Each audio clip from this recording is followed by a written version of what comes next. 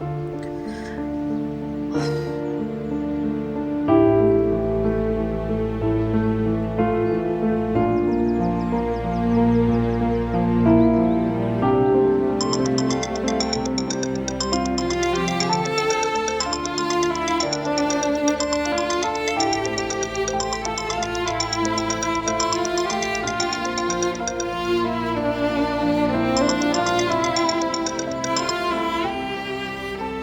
भाभी।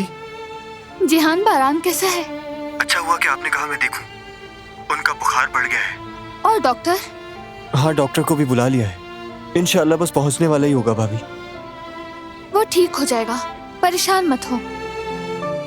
डॉक्टर का फोन आ रहा है भाभी, मुझे फोन बंद करना होगा।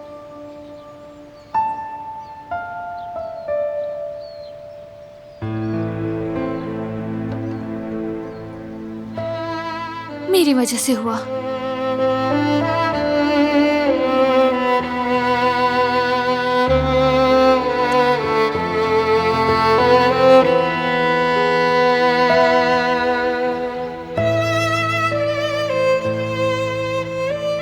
क्या हुआ बेटा, क्यों परेशान हो? बारान बीमार हो गया है।